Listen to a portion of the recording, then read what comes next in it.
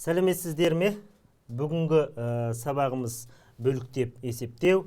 Математикалық сауаттылықтағы үнемі кездесіп жүрген кейбір күрделі әрі қиын есептерді бөліктеу әдіс тәсілдеріменен оңай әрі тиімді жолмен есептеу.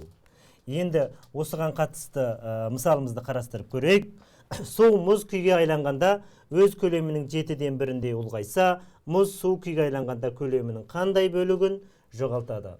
Ең алдыменен суымызды 7 бөлікке бөліп аламыз. Себебі осы 7 бөлік суға 1 бөлік қосылу арқылы мұзға айланады. Әуелгі 7 бөлік суымыз қазір 8 бөлік болып мұзға айланды. Қазір мұзымыз 8 бөлікке бөлініп тұр.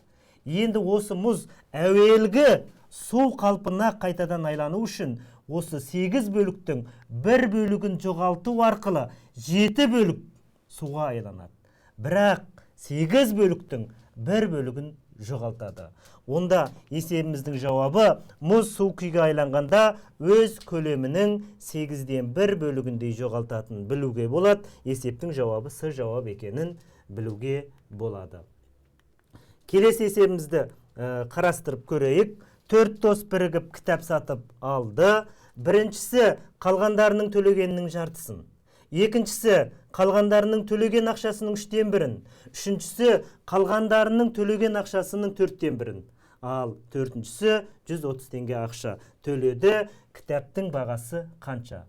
Ең алдыменен бірінші дос қалған екінші, үшінші және төртінші достың төлеген ақшасының жартысы дейді. Сондықтан осы 3 достың төлеген ақшасын 2-ге бөліп аламыз. Осы 2 бөліктің 1 бөлігіндейді, осы 2 бөліктің жартысындайды бірінші дос төледі.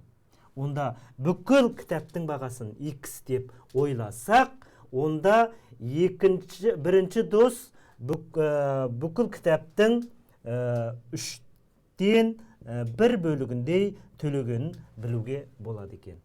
Ал екінші дос ол бірінші, үшінші, төртінші достың төлеген ақшасының 3-тен 1-індей төледі. Онда осы 3 достың төлеген ақшасын 3-ке бөліп аламыз. Осы 3 бөліктің 1 бөлігіндейді екінші дос төледі.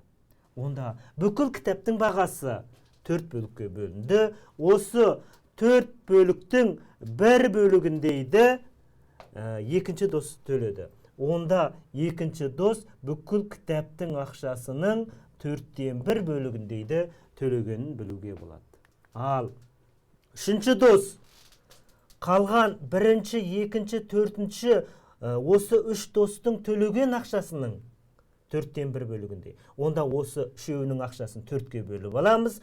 Осы 4 бөліктің 1 бөлігіндейді үшінші дос төледі. Онда бүкіл кітаптың бағасы өздеріңіз көріп отырғандай 5-ке бөлінді. Онда үшінші дос бүкіл кітаптың 5-тен 1 бөлігін төлегенін білуге болады. Ал төртінші дос 130 теңге ақша төледі. Осы үшеуінің төлеген ақшасына 130 теңге ақшаны қоссақ, бүкіл кітаптың бағасы X шықты. Енді осыдан теңдеуді шығаратын болсақ, X тең 600. Онда кітаптың бағасы 600 теңге С жауабы екенін білуімізге болады. Келесі есебімізді қарастырып көрейік.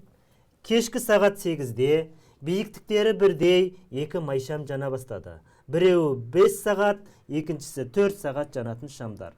Біраз уақыттан кейін шамдар сөндірілді. Біріншісі екіншісіне қарағанда 4 есе ұзын қалды. Шамдар сағат нешеде сөндірілді. Онда әуелі бірінші майшам 5 сағат, екінші майшам 4 сағат жанатындықтан бірінші майшамды 5-ке бөліп аламыз. Екінші майшамды 4 бөлікке бөлеміз. Әрбір бөлік бірінші майшамның 1 сағатта жанатыны, екінші майшамның да 1 сағатта жанатын бөліктері. Онда біз ең алдыменен осы майшамдарымызды жаға бастайық.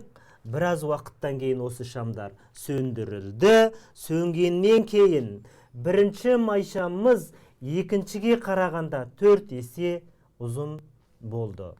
Онда әуелгі басына қайта оралайық. Бірінші майшам 5 сағат жанады.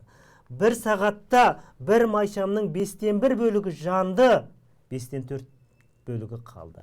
Ал екінші майшамның 4-тен 1 бөлігі жанды, 4-тен 3 бөлігі қалды. Ары қарай солай қарай 2 сағат жағатын болсақ, бірінші майшамның 5-тен 3 бөлігі қалады. Екінші майшамның 4-тен 2 бөлігі қалады. Біз майшамдардың сағат нешеде сөндірілгенін білмейміз. Біз 2 сағаттан кейін сөндірді деп ойласақ, бірінші майшамның 1 сағатта 5-тен 2 бөлігі жанды да, 5-тен 5 минус 2 бөлігі қалды. Екінші майшамның 4-тен 2 бөлігі жанды да, 4-тен 4 минус 2 бөлігі қалды. Онда біздің майшамның қалдықтарына оралайық. Бірінші майшам 2 сағаттан кейін 5-тен 5 минус 2. 5-тен 5 минус 2-іміз бірінші майшамның қалдығы. Екінші майшамның 4-тен 4 минус 2 деген екінші майшамның қалдығы. Бірақ олар тең емес. Екінші майшамымызға осындай 4 бөлік болғанда ғана бірінші майшаммен теңестіреді. Онда осы 2 майшамды теңестіру үшін, екінші майшамнан тағы да осындай 4 бөлік болу керек. Сондықтан да екінші майшамды 4-ке көбейтетін болсақ, екінші майшамымызбен бірінші майшамымызбен теңеседі. Онда осыдан теңдеуді шешетін болсақ, x тең 4-тен 15, бұнымыз 3,4-тен 3, енді осыны сағатқа айландырсақ, 3,60-тан 45. Онда біздің майшамдарымыз 3 сағат 45 минуттан кейін сөндірілгенін білуге болады. Онда біздің майшамыз сағат 8-де жанған. Онда 9, 10, 11-ге дейін 3 сағат жанды. Оған ары қарай 45 минутымызды қоссақ, шамдар 3 сағат 11 сағат 45 минутта сөндіргенін білуге болады. Назарларыңызға рахмет.